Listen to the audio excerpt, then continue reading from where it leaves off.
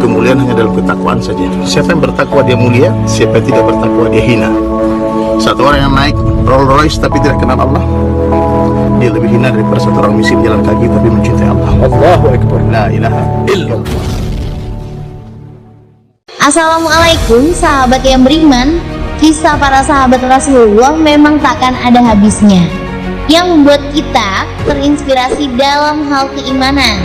Dan salah satu sahabatnya bernama Nuaiman yang akan membuat kita menggeleng-gelengkan kepala sambil tersenyum. Kisah ini masyhur dan termaktub di dalam syarah kitab Ihya Ulumuddin karangan Hujjatul Islam Imam Al-Ghazali. Tapi sebelum lanjut ke kisahnya, alangkah baiknya Ahi dan Ukti membantu channel ini dengan cara subscribe dan mengaktifkan lonceng notifikasinya agar channel ini dapat berkembang dalam syiar dakwah Islam. Berikut kisah-kisahnya yang kami kutip dari beberapa ulama agar kami dan channel ini tidak salah dalam perkataan dan lisan yang kami ucapkan.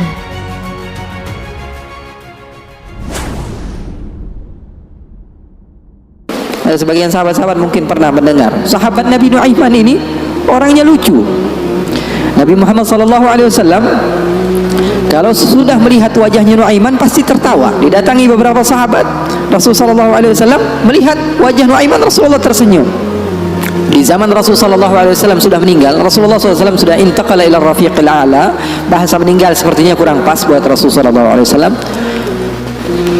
Rasulullah SAW berpindah kepada alam yang lain. Datang Rasulullah SAW di zaman Sayyidina Uthman bin Affan. Nuaiman duduk di depan masjid Rasulullah SAW. Rasulullah sudah nggak ada. Nuaiman sumpah. Biasanya Rasulullah SAW dimainin sama dia. Ini duduk di masjidnya Rasulullah SAW. Nggak ada kerjaan dia. Dia ambil batu, dia lempar, ngeliatin orang yang bolak balik sana.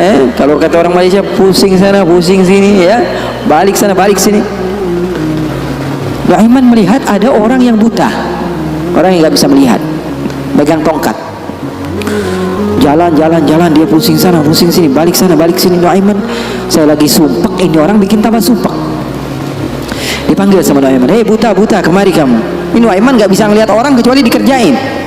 Itu Nuaiman, nggak bisa ngelihat orang kecuali kerjain. Tapi dia dicintai oleh Allah. Susah kan? Kalau Allah udah cinta, makanya cari cinta Allah, bukan cari surganya Allah. Cari ridha Allah, jangan cari surganya Allah. Surga itu makhluk, tapi ridhanya Allah, cintanya Allah itu yang paling mahal. Nuaiman akhirnya dipanggil buta, buta kamu kemari. Kenapa, kata si buta? Saya ini pusing, saya lagi sumpek, lihat kamu tambah sumpek, kata Nuaiman. Saya ini bukan mau bikin sumpek orang, kata si buta. Lalu apa yang kamu ingin lakukan? Saya ini dari tadi cari toilet, saya kebelet, kata si buta. Saya bersama anak saya yang biasa membawa saya, tapi anak saya sekarang sedang pergi ke pasar, saya tidak tahu di mana dia.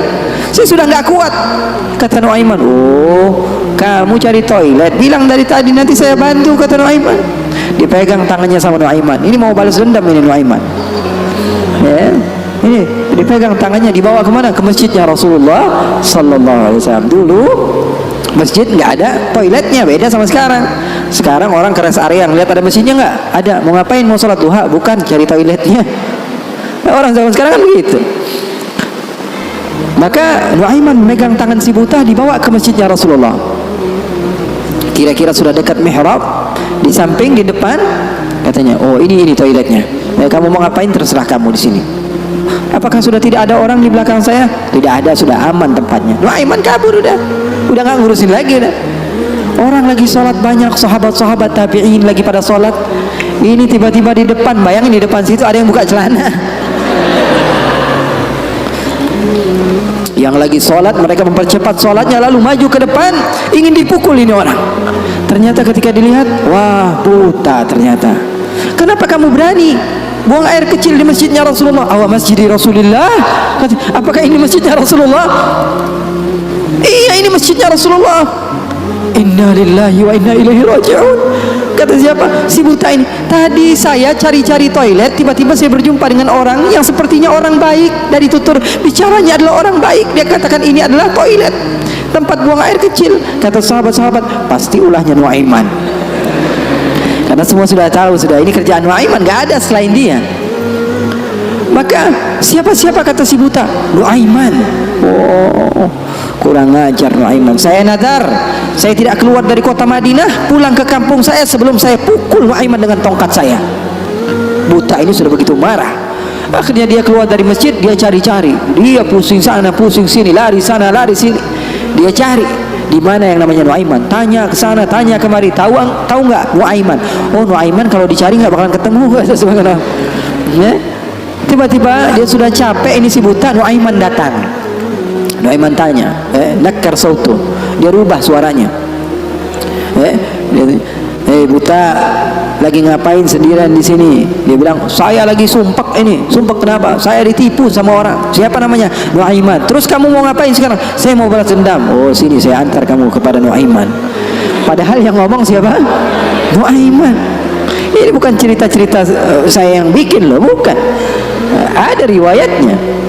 Maka Nuaiman memegang tangan si buta, dibawa lagi kemana? Dia bohongi, dia tipu, dia ajak keliling-keliling dulu, seakan-akan tempatnya sudah jauh. Selepas itu dia bawa ke masjidnya lagi, dibawa lagi ke masjidnya Rasulullah SAW. Didekatkan kepada mihrab. Ketika itu Khalifatu Rasulullah Sayyiduna Uthman bin Affan, Amirul Mukminin, sedang sholat. Sayyidina Uthman, jangan kalian tanya khusyuknya di dalam salat. Bahkan beliau terbunuh ketika sedang membaca Al-Quran, zikir kepada Allah Subhanahu Wa Taala.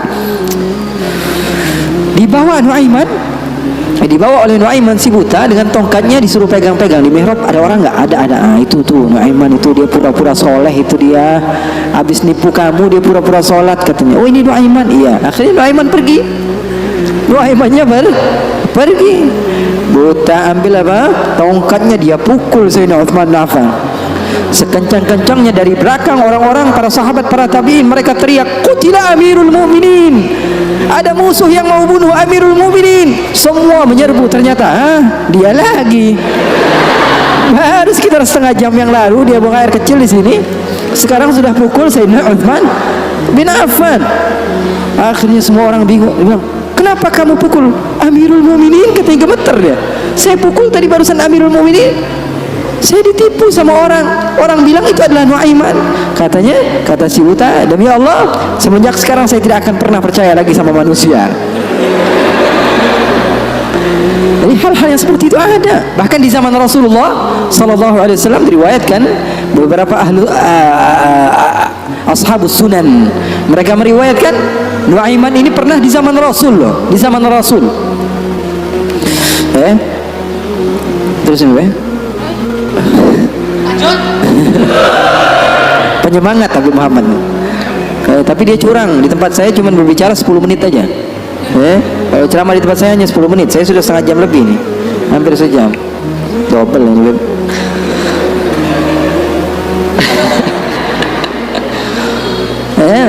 Nuaiman di zaman Rasulullah SAW, Sayyidina Abu Bakar ini banyak rihlah, banyak pergi kemana-mana, pergi ke Syam untuk berdagang, berbisnis. Suatu saat Sayyidina Abu Bakar datang ke Rasulullah mengatakan, ya Rasulullah, saya mau izin. Izin apa wahai Abu Bakar? Saya mau ajak Nuaiman ini ikut saya berbisnis ke negeri Syam, ke luar negeri ini, bikin paspor Nuaiman. Keren, ke daerah lain, ke Syam. Kata Rasulullah, ya sudah, bawa saja Nuaiman, enggak apa-apa. Sahabat Nabi izin dulu sama Rasulullah. Dibawa Nuaiman. Dibawa Nuaiman bersama beberapa orang yang ikut. Biasa Sayyidina Abu Bakar kalau berbisnis, berdagang ke negeri Syam, dia bawa rombongan yang banyak. Di antaranya tadi Nuaiman. Nuaiman dibawa. Sesampainya di negeri Syam, semua dibagi tugasnya oleh Sayyidina Abu Bakar. Kamu berdagang, kamu membeli, fulan bin fulan, semuanya mendapat apa? Tugas dari Sayyidina Abu Bakar. Ada seseorang di antara sahabat Sayyidina Abu Bakar, namanya Huwaitib. Namanya siapa? Huwaitib. Ini orangnya polos, orangnya polos banget. Kata Sayyidina Abu Bakar, kamu seperti biasa wahai Huwaitib. Apa kerjaan kamu? Pekerjaan kamu jaga makanan. Kalau saya minta makan, kamu kasih. Kalau saya belum datang, maka jangan beri makanan. Nuaiman tanya, saya kerjaannya apa wahai Abu Bakar? Kamu mau ngapain terserah kamu wahai Nuaiman. Yang penting kamu hadir bersama-sama. Rasulullah SAW dan sahabatnya itu manhaj mereka, nggak melulu serius aja. Kalau kalian dapatkan guru-guru kalian mengajak sedikit bercanda kepada kalian atau berlaku asik kepada kalian, itu manhaj Rasulullah SAW di dalam menggapai hati seseorang sehingga dia mau untuk mendekati agama Islam. Ini enggak, dikit-dikit matanya melotot, melihat ke kanan bilang sesat, melihat ke kiri dibilang sesat, ini orang salah, ini orang enggak betul, ini orang enggak baik. Enggak, Rasulullah enggak begitu. Rasulullah SAW penuh dengan kebijakan. Enggak juga Rasulullah SAW ngegampangin, wah ini boleh, yang ini boleh, yang ini boleh, semuanya boleh. Enggak juga, ada batas-batasannya. Makanya kalian beruntung di dalam satu manhaj, la ifrat wa la tafrid, enggak berlebih-lebihan, enggak kekurang-kurangan. Ya, maka Nuaiman bertanya kepada Sayyidina Abu Bakar, kerjaan saya apa? Pekerjaan kamu terserah, mau ngapain aja. Sayyidina Abu Bakar pergi berbisnis, Nuaiman enggak ada kerjaan, akhirnya lapar. Dia datang kepada Huwaitib, mengatakan kepada dia, Tib, saya sudah lapar nih, saya pengen makan nih, berikan kepada saya makanan. Kata Huwaitib, dia mengatakan, wahai Nuaiman, sekarang belum waktunya makan, kita tunggu Abu Bakar sekitar sejam 2 jam lagi dia datang, baru saya akan berikan makan. Ini kan amanat dari Sayyidina Abu Bakar, sahabat Nabi, ini orangnya polos banget ini, sahabatnya Sayyidina Abu Bakar.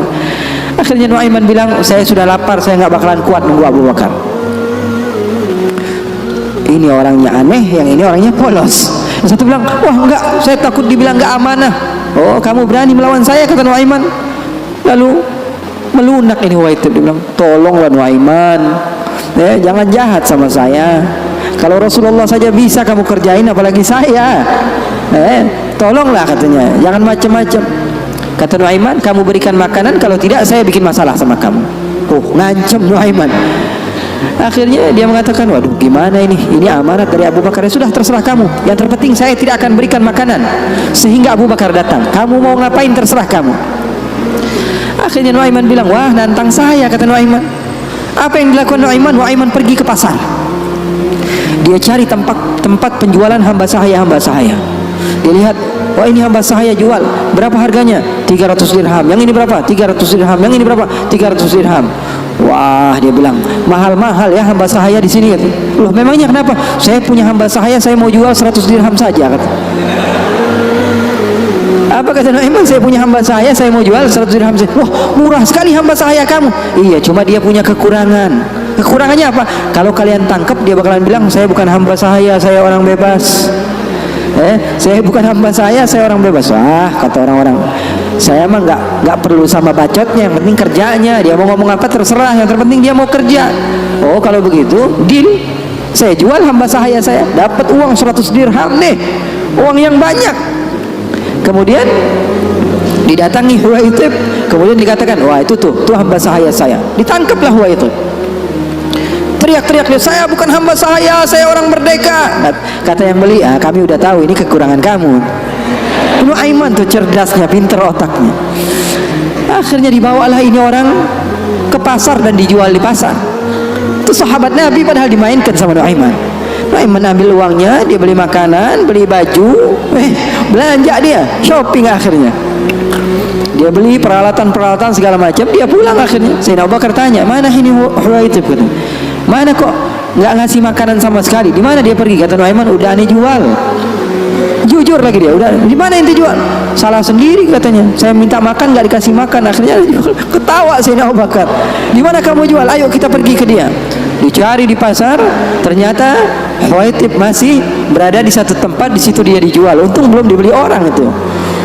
Berapa kalau udah dibeli orang lain kan? Sayyidina Abu Bakar bilang, ini berapa harganya? 300 dirham. Dibayar sama Sayyidina Abu Bakar langsung. Dibayar sama Sayyidina Abu Bakar. Akhirnya dibawa pulang ke kota Madinah. Sayyidina Abu Bakar menceritakannya kepada Rasulullah SAW. Rasulullah tertawa sejadi-jadinya, katanya, hatta badat nawajidhuhu, sampai katanya gigi geraham Rasulullah kelihatan, katanya, saking Rasulullah tertawa sejadi-jadinya ketika mendengar kisah antara Nuaiman tersebut. Katanya halal haul, kata perawinya, sampai 1 tahun berlalu kisah Rasulullah pasti tetap tentang Nuaiman ngejual sahabatnya yang lain.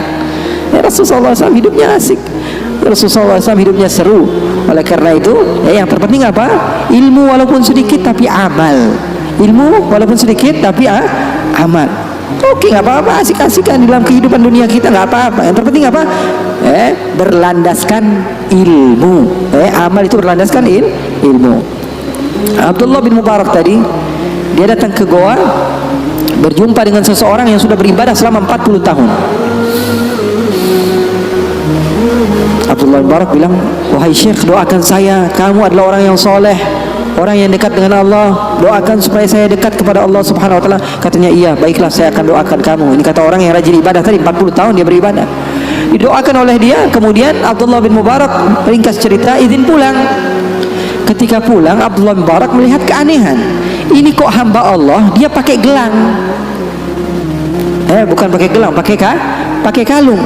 Ini kok dia pakai kalung? Ketika diperhatikan sepertinya ada sesuatu di kalungnya. Ketika didekati ternyata apa? Dia pakai bangkai tikus. Jadi di sini dia pakai kalung, di bawahnya ada bangkai tikus. Nauzubillah min dzalik. Ditanya sama Abdullah bin Mubarak, itu yang kamu pakai apa? Oh, ini ceritanya sudah lama, katanya. Bagaimana ceritanya? 40 tahun yang lalu, ketika saya pertama kali datang ke tempat ini untuk beribadah hijrah kepada Allah, saya mau hijrah nih, saya tinggalkan kehidupan saya yang lalu, saya duduk di tempat ini, saya beribadah, saya rapikan tempat ini karena saya tahu tempat ini tempat makan saya, tempat tidur saya, tempat sholat saya. Ketika saya sedang merapikan, ternyata ada tikus. Akhirnya saya bunuh, takut saya diganggu oleh tikus tersebut. Setelah saya bunuh, saya berpikir, saya beristikharah. Dia bilang istikharah lagi. Dia bilang, saya pikir saya datang ke tempat ini untuk beribadah kepada Allah, tapi kenapa saya mengganggu hambanya Allah? Maka setelah itu saya bernadar, saya tidak akan sholat kecuali membawa dia. Dia bilang, saya tidak akan sholat kecuali membawa dia. Dia bingung, Abdullah bin Mubarak, kamu tidak tahu bahwa bangkai ini ada sesuatu yang najis, sholat kamu bisa menjadi tidak sah. Jangankan ibadah sunnah kamu, ibadah wajib kamu saja perlu diqadha. Ibadah wajib kamu saja tidak sah. Bukan menjadi hamba Allah yang banyak ibadahnya, malah dia banyak dosanya dan memiliki tanggung jawab di sisi Allah. Kenapa? Alasannya karena nggak punya ilmu. Mau banyak-banyak hasil tapi ilmu nggak ada. Itu namanya PA. Tahu nggak? Mau banyak hasil tapi ilmunya nggak ada. Banyak kerjanya tapi bukan berlandaskan ilmu, maka hasilnya juga kosong. Oleh karena itu pesan saya, kalau kumpul-kumpul sama habaib, sama ustadz-ustadz, sama siapapun, orang-orang yang memiliki ilmu, ambil walaupun sedikit daripada ilmunya, amalkan. Itu saja dulu. Nanti jangan terlalu banyak pengennya begini, pengennya begitu, pengennya langsung jadi wali. Jangan. Mencontoh gurunya ketika gurunya sudah jadi, itu kesalahan besar. Tuh, catat. Mencontoh guru ketika guru sudah jadi, itu kesalahan besar. Mencontoh guru itu ketika dia belajar, ketika dia berusaha. Nggak ada orang yang alim, orang yang sukses kecuali dulunya dia susah. Ini mau nyontoh yang udah kerennya doang, gaya berjalannya, pengen mobilnya sama, handphonenya sama, semuanya pengen sama, penampilannya pengen sama. Nanti dulu. Kalau kamu di masa hijrah, kamu contoh ketika guru kamu sedang berusaha, dan insya Allah itu manfaat bagi kita semua. Waktu kita masih ada beberapa menit, insya Allah untuk